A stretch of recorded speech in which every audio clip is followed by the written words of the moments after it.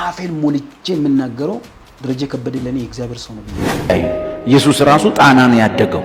ማርያም ኢየሱስን የምታጥብበት ገላውን ድንጋይ ራሱ ጣና ባህር ጋር አለ። ነይ ነይ እምዬ ማርያም እያልኩ በቃ በኢትዮጵያ ወንጌል አማኞች ዘንድ ትልቅ ስፍራ የሚሰጠውና ዛሬ ላለችዋ የኢትዮጵያ ቤተክርስቲያን አይተኬ አሻራውን ያስቀመጠው ታላቁ አገልጋይ ዶክተር ደረጀ ከበደ የሚሰጣቸው አስተያየቶች ዛሬም እንደ አዲስ መነጋገሪያ እየሆኑ ይገኛሉ። ከዚህም ጋር ተያይዞ ፓስተር ታሪኩ ቴዎድሮስ ስለ ዶክተር ደረጀ የሚያውቀውን እውነታ ከኒቆዲሞስ ሾው ጋር በነበረው ቆይታ ተናግሯል። ለመሆኑ ምንድነው ያወጣው እውነታ? ቆይታችን የሚመልሰው ይሆናል። ዶክተር ደረጀ ከበደ የኢትዮጵያ ስጦታ ነው። እግዚአብሔር የዝማሬን ቅኔ ያለ ልክ ያፈሰሰበት አገልጋይ ነው። ዶክተር ደረጀንም በጣም ነው የምወደው፣ መዝሙሩንም በጣም ነው የምወደው። የዶክተር ደረጀን ዝማሬዎች በምሰማበት ጊዜ እያለቀስኩ በብዙ እንባ ሆኜ ነበር የምሰማቸው። ብዙዎች ጌታን የማያውቁ አሕዛብ ሳይቀሩ በእሱ ዝማሬዎች የሚማረኩበት ድንቅ አገልጋያችን፣ ድንቅ ስጦታችን ነው ዶክተር ደረጀ ከበደ ሲሉ ገልጸውታል። በአንድ ቀን አጋጣሚ አንዳች የስልክ ጥሪ ወደ ስልኬ ይደወላል። ቁጥሩን አላውቀውም። አንስቼ ሄሎ ስል ሰምቼ የማላውቀው ሰው ድምፅ ወንጌላዊ ታሪኩ ብሎ ሲጠራኝ በስልኩ ውስጥ ሰማው። በመቀጠልም ደረጀ ይባላለሁ አለኝ። እኔም የቱ ደረጀ? ደረጀ ማን ብዬ ስጠይቅ ደረጀ ከበደ አለኝ። ከዛም በኋላ ሰውነቴ በሙሉ ተንቀጠቀጠ። ከዚያም እየተንቀጠቀጥኩ ዶክተር እንዴት ነህ ስለው ተው ዶክተርነቱን ተው፣ እኔ ደረጀ ከበደ ነኝ አለ ሲሉ በአንድ ቀን አጋጣሚ የገጠማቸውን ፓስተር ታሪኩ ይናገራሉ። ደረጀ የዘመራቸውን ዝማሬዎች ዝም ብለን ስንገመግም የራሱ የህይወት ትግል እንዳለው መገንዘብ እንችላለን ሲሉም ተናግረዋል።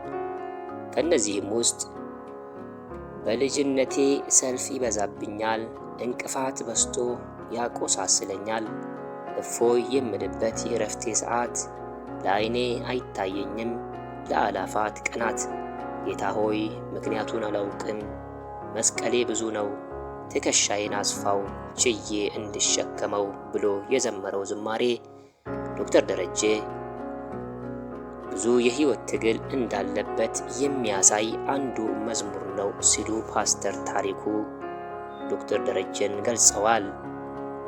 በእርግጥ እኛም እንደምናምነው ይሄ የህይወት ትግል የዶክተር ደረጀ ብቻ ሳይሆን የሁላችንም ትግል መሆኑን መገንዘብ ይገባል እንላለን።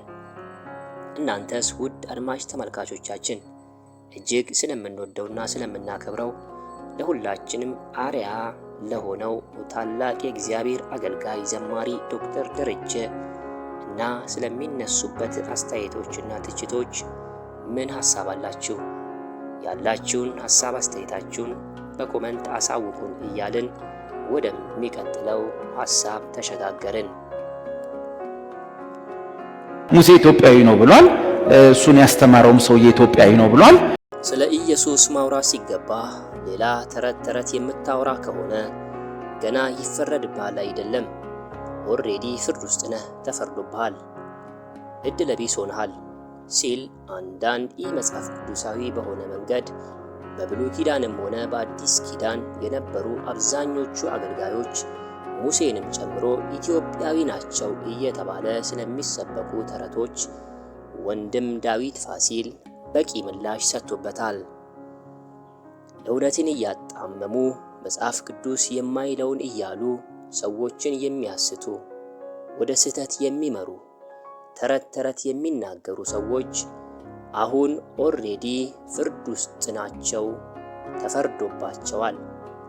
አንድ ሰው በተሰጠው አጭር ዕድሜ እንዲሁም እድልም ጭምር ስለ ኢየሱስ ማውራት ትቶ የሚዘባርቅ የሚቀባዥር ከሆነ ማርያም ኢየሱስን የምታጥብበት ድንጋይ ራሱ እዚህ ጣና ሐይቅ ነው እያለ የሚቀባዥር ከሆነ እድለ ቢስ ሆኗል፣ ፍርድ ውስጥ ነው ያለው እያለ ተወዳጁ አገልጋይ ሁላችንም የምንወደው ዳዊት ፋሲል እውነታውን ይናገራል።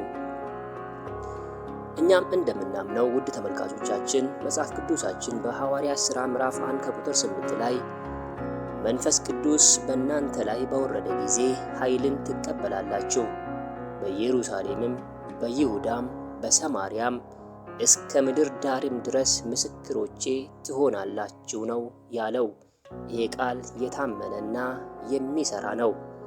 እኛ በተሰጠን ዕድሜ ሁሉ ስለ ኢየሱስ እንድንናገርና እንድንመሰክር ነው እንጂ ያለ የሌለውን ተረት እንድናወራ አልተፈቀደልንም። ኢየሱስ ክርስቶስም የሰጠን ትልቁ ሥራ አደራም ጭምር ይሄ ነው፣ ስለሱ እንድንናገርና እንድንመሰክር። አንድ ሰው እግዚአብሔር ሲባርከው ዕድሜውን ሁሉ ስለ ኢየሱስ እየመሰከረ ይጨርሳል። አንድ ሰው ግን እግዚአብሔር ሲፈርድበት ወይም ደግሞ ፍርድ ውስጥ ሲሆን መንፈሳዊ በሚመስል ቋንቋ ሌሎች ተረቶችን እያወራ ዕድሜውን ይጨርሳል ሲል ወንድም ዳዊት ፋሲል ግልጽና አጭር የሆነ መልእክቱን ያስተላልፋል። እኛም ሁላችንም ዕድሜ ዘመናችን ሁሉ ስለ ኢየሱስ እያወራን እየመሰከርን እንድንኖር እግዚአብሔር ጸጋውን ያብዛልን። ከማይጠቅሙ ተረቶች፣ ከማይጠቅሙ ውሸቶች፣ ከማይጠቅሙ እውነት ከሚመስሉ ነገር ግን እውነት ካልሆኑ ሐሰቶች እንድንጠበቅ እግዚአብሔር ጸጋውን ያብዛልን።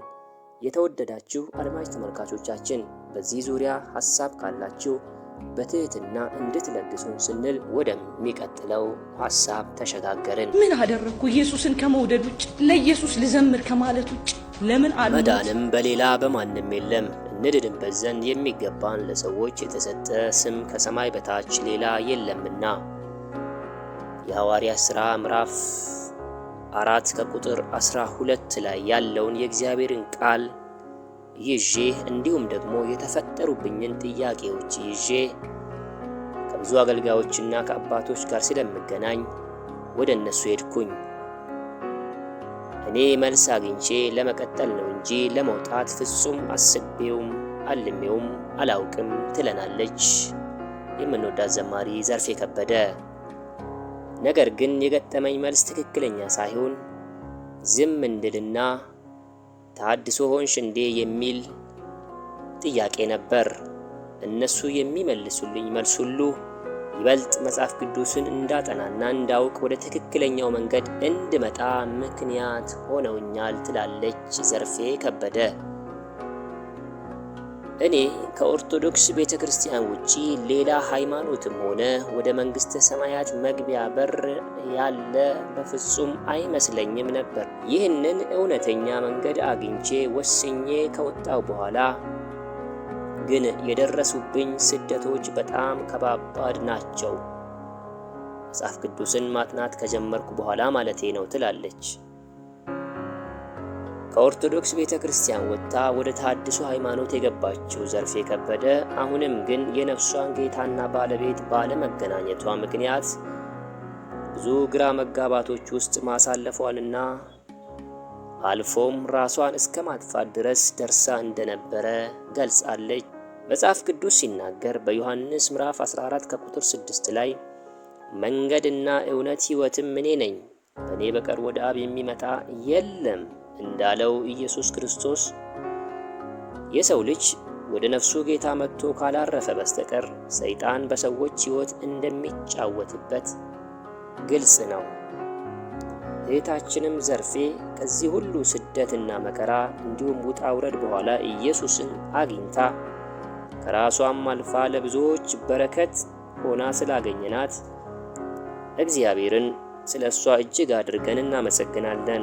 መጽሐፍ ቅዱስ ሲናገር እረፉ እኔም አምላክ እንደሆንኩ እወቁ ይላልና ወደሚያሳርፈው ወደ ነፍሳችን ጌታና ባለቤት ወደ ሆነው ወደ ኢየሱስ ክርስቶስ በመምጣት ማረፍ ለእያንዳንዳችን ይሁን እያልን የዛሬውም በዚህ አበቃን። ሐሳብ አስተያየታችሁን በትህትና ለግሱን።